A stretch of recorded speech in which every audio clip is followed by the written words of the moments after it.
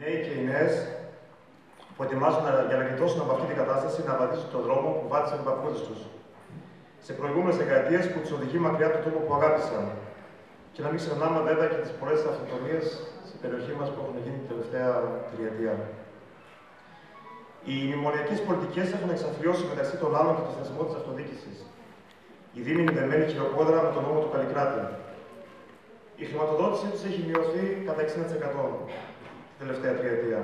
Η τοπική αυτοδιοίκηση μετατρέπεται σε κρατική υπηρεσία και οι δήμαρχοι σε υπαλλήλους που εκτελούν τις κυβερνητικές αποφάσεις.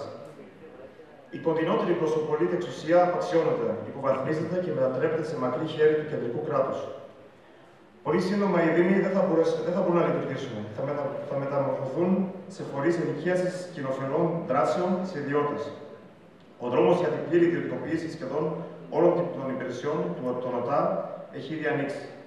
Οι υπηρεσίες για τη διαχείριση των απορριμμάτων, οι κοινωνικές δομές, το πράσινο, ο ηλεκτροφωτισμός είναι στο σώμα των μεγάλων επενδυτικών συμφερόντων που θέλουν να επενδύσουν σε μια χώρα κατεστραμμένη με πολύ φθηνό εργατικό δυναμικό. Και οι δημοτικές αρχές σε όλη την Ελλάδα τι έκαναν και τι κάνουν για να σταματήσουν αυτή την επίθεση. Στην πλειοψηφία τους, οι δημοτικές αρχές των προθήμων που προέρχονταν ανοιχτά από τους σημερινούς κυβερνητικούς έτερους έβαλαν πλάτη σε αυτή την πολιτική. Δεν κινητοποίησαν τον λαό και αποδέχτηκαν τη λογική του Καλλικράτη, που θέλει την μετατροπή του Δήμου σε επιχειρηματία και τους δημότες σε πελάτες. Και η δημοτική αρχή του Δήμου μας πολλές φορές νιώθουμε να βρίσκεται πιο μπροστά και από την ίδια την κυβέρνηση. Ξυλώνει μία-μία όλες τις κοινωνικές δομές, σπρώχνει τους δημότες να βάζουν πιο βαθιά το χέρι στη τσέπη για να τις στηρίξουν, προσπαθεί να ξεπουλήσει τη δημοτική περιουσία και αυτή την πόλη να ρημάζει, προφασιζόμενη τη μνημονιακή λέλαπα, που όμως δεν κάνει τίποτα για να τη σταματήσει. Φίλοι και φίλοι, σε λίγους μήνες θα μας καλέσουν να παρακολουθήσουμε το ίδιο έργο θεατές. Όλοι όσοι σφάζονταν να κερδίσουν το χρήσμα από τα μνημονιακά κόμματά τους, τώρα εμφανίζονται ως ανεξάρτητοι, που συμπάσχουν με το λαό και που υποφέρει. Αυτοί που στήριξαν και στηρίζουν τα κόμματα που οδήγησαν τη χώρα και το Δήμο στα βράχια, θα προσπαθήσουν να μας πείσουν να περιμένουν για άλλη μια φορά κάποιον σωτήρα. Δεν θα επιτρέψουν σε καμία τρόικα, σε καμία κυβέρνηση να ξεπουλήσει την περιουσία των δημοτών. Να βγάλει στο σφαιρί πάρκα, αθλητικούς χώρους, ελεύθερους χώρους, παραλίες που δίνει διέξοδο και ανάσεις στους κατοίκους στις πόλεις που δοκιμάζονται. Στο Δήμο που με την ψήφο των δημοτών θα γίνουμε δημοτική αρχή, μαζί με τα κοινοτικά συμβούλια και τις συνελεύσεις των πολιτών, θα γεραρχήσουμε τα προβλήματα και σε αυτές τις πόλεις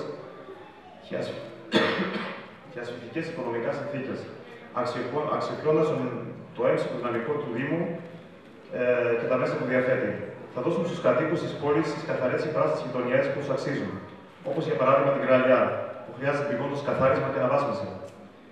Στο Δήμο που με την ψήφο των πολιτών θα γίνουμε δημοτική αρχή, θα προωθήσουμε ένα σχέδιο βιώσιμης ανάπτυξης της πόλης, λαμβάνοντας υπόψη μας το περιβάλλον, την κοινωνική συνοχή της πόλης και τις δυνατότητές της. Άμεσα θα προωθήσουμε λύσεις σε όφελος του λαού της πόλης για τα μεγάλα θέματα της ΔΕΗ της περιοχής, του ανεξέλεγκτου πολλαπλασιασμού των τεράστιων ανεμογεννήτριων που δημιουργούν οικολογικά προβλήματα.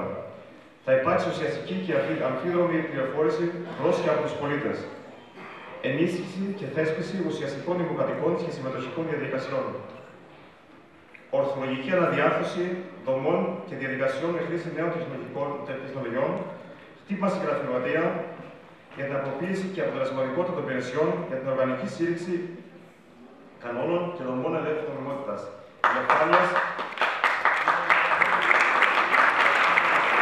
Διαφάνειας, ισορροπίας και σωστής οικονομικής διαχείρισης και τη σημαντική αποδόμηση των πελατειακών σχέσεων. Συνδημότησες και συνδημότησες. Η κίνηση πολιτών Δήμου Ηράκλειας έχει γίνει στόχος εδώ καιρό όλων αυτό που είναι υπεύθυνοι για τα τεράστια προβλήματα που αντιμετωπίζει η πόλη μας. Και που σήμερα προσπαθούν να πείσουν ότι είναι μέρος της λύσης, ενώ είναι μέρος και δημιουργεί του προβλήματος. Τι είναι εκείνο λοιπόν που τους ενοχλεί η κίνηση πολιτών και τους αναγκάζει να στρέφουν με κάθε ευκαιρία εναντίον του? Ενοχλεί που η κίνηση είναι μια αυτόνομη, αυτοδιοίκητη παράταξη, κυριαρχημένη από κομματικές, συντεχνιακές και ιδιωτικές εξαρτήσεις, προσιλωμένη στην υπεράσπιση του συλλογικού συμφερόντος, δημοκρατικά οργανωμένη και ανοιχτή σε νέες ιδέες και αναζητήσεις. Ενοχλεί που ένα μεγάλο κόμμα της αριστεράς, όπως το ΣΥΡΙΖΑ, επιλέγει να συμπεριφερθεί σαν ένα αριστερό κόμμα που αντί να χρήσει κάποιον υποψήφιο δικό του παιδί, αποφασίζει να κολυμπήσει μέσα στην τοπική κοινωνία, να συγχρονιστεί με άλλες οργανές δυνάμεις της αριστεράς και να πάρει το ρίσκο να στηρίξει πρωτόγνωσες δημοκρατικές διαδικασίες που οδήγησαν σε υποψήφιο που δεν είναι κομματικό του έλεγχος. Τι απογοήτευση αλήθεια όσους περίμεναν από το ΣΥΡΙΖΑ, όπως είχαν συνηθίσει από τα κόμματά τους, να ακολουθήσει το παλιό καλό γνωστό δικό του δρόμο. Η κίνηση πολιτών του χαλάει τη συνταγή και δημιουργεί προηγούμενο. Θυμηθείτε τη δράση τη κίνησή μα για το νοσοκομείο, του αγρότε, κάθε μικρό και μεγάλο πρόβλημα που ταλαιπωρούσε του συνημότε μα. Τι του πειράζει, ότι για μα το πρόβλημα δεν είναι ο Αναστασάκης, αλλά οι Αναστασάκηδες. Όχι μόνο οι μικρές και μεγάλες προσωπικές τους ανεπάρκειες, αλλά κυρίως η πολιτική τους. Όχι οι μικρές και οι μεγάλες διαφορές τους, αλλά κυρίως η συμφωνία τους. Το κοινό τους όραμα. Δήμος επιχειρηματίας. Δήμαρχος μάνατζερ. Δημότες ψηφοφόροι και πελάτες. Αυτοί που με υποτιμητικό τρόπο αναφέρουν στο μικρό ποσοστό της κίνησής μας, ασχολούν το τελευταίο διάστημα μόνο με την κίνηση πολιτών Δήμου Ηράκλειας. Τι φοβούνται άραγε? Αγαπητοί φίλοι, μια είναι η απάντηση. Η κίνηση πολιτών και τον επικεφαλή του δεν τον έχουν στο ζεπάκι τους. Η κίνηση πολιτών και ο επικεφαλής του δεν ανήκει στην ίδια συναιμοταξία με αυτούς. Έχουμε επιλέξει άλλους δρόμους. Ας συνεχίσουν το δικό τους και ας μας αφήσουν και εμάς να συνεχίσουμε το δικό μας δρόμο. Σε 3 μήνες έχουμε μπροστά μας τη μάχη των εκλογών. Στόχος μας είναι επιτέλους ο Δήμος να αλλάξει χέρια. Η επίτευξη του στόχου που υποθέτει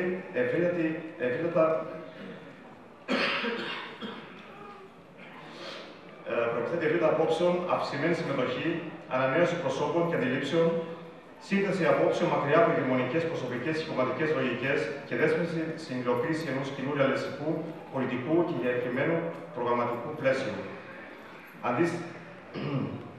Αντίστοιχο με τις αυξημένες απαιτήσεις και τις περιορισμένες δυνατότητες που προσφέρει η κοινωνική και οικονομική συγκυρία.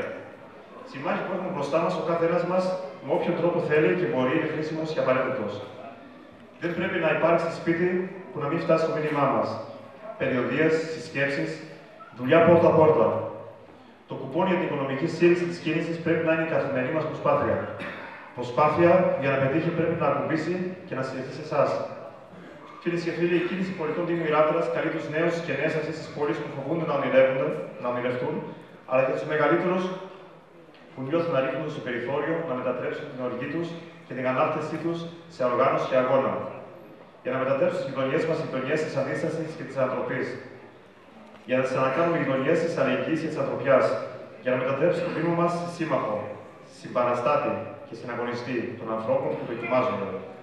Για μια δημοτική αρχή που θα παλεύει μαζί με τους πολίτες για ψωμί, υγεία, παιδεία, δημοκρατία. Αυτή είναι η απάντηση που πρέπει να δώσουν οι πολίτες ψηφίζοντας άξιους, συνεπείς, ανιδιοτελείς και όχι αναγνωρίσιμους και δίθεν σπουδασμένους έμπειρους πολιτικούς. Έμπειρους σε τι άραγε? Να το ρωτηθείτε αυτό. Όσους ενστερνίζουν τις ανησυχίες μας, τις προτάσεις μας, στη συνεργασία μαζί μας, να τις εμπλουτίσουμε και να δώσουμε προοπτική στον τόπο μας και την παραγωγική ανασυγκρότηση της πατρίδας μας. Για να λέμε πλέον με θετικό λόγο ότι μας αξίζει άθλημα. Η μεγαλύτερη απώλεια τελικά δεν είναι ο θάνατος, αλλά αυτό που πεθαίνει μέσα μας όσο ζούμε. Ας μην αφήσουμε την ελπίδα να πεθαίνει μέσα μας. Ευχαριστώ.